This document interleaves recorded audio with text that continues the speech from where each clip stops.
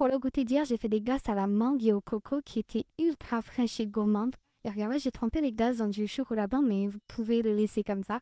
Et vraiment, c'était hyper bon et rafraîchissant. Il faut absolument que vous testiez ça. Surtout que ça nécessite très, très, très peu d'ingrédients et c'est super rapide à faire. En 10 minutes, c'est bouclé. Donc moi, dans le bol de mon robot, j'ai mis de la crème liquide entière bien froide, une bonne cuillère à café de lait concentré sucré.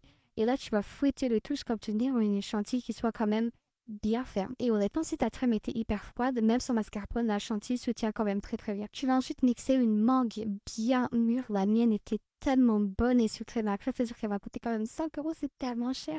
Tu vas ajouter du lait de coco, donc j'ai mis 4 cuillères à soupe de lait de coco et tu vas mixer le tout jusqu'à obtenir une purée qui soit hyper lisse. Tu verses ensuite la purée de mangue sur la chantilly et là tu vas mélanger délicatement. Et tu verras que le fait de mélanger donc la mangue et la chantilly, bah forcément la mangue perdra un petit peu sa couleur. Donc moi j'ai rajouté du colorant alimentaire pour redonner cette couleur un peu jaune. Tu verses ensuite ta préparation dans des moules à glace individuelle comme ça. Moi par contre j'ai dû le faire en plusieurs fois étant donné que bah, j'ai qu'un seul moule.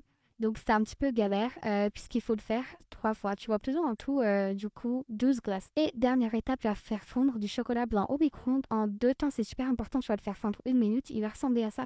Tu le remets de nouveau 1 minute au micro-ondes et voilà, il sera tout fondu. Tu n'as plus qu'à mélanger, tout le reste fondra naturellement étant donné que le chocolat est déjà chaud. Tu rajoutes des cacahuètes concassées, si tu le souhaites, c'est facultatif. 2 cuillères à soupe d'huile pour liquéfier un petit peu le chocolat blanc. Tu transvases tout ça dans un verre. Tu sors ensuite tes glaces du congélateur. Moi, regardez, j'ai enlevé tout ce qui dépassait un petit peu avec un couteau pour que ce soit plus esthétique. Tu trempes ensuite tes bâtonnets à glace dans le chocolat au lait et voilà, le tour est joué. Super simple.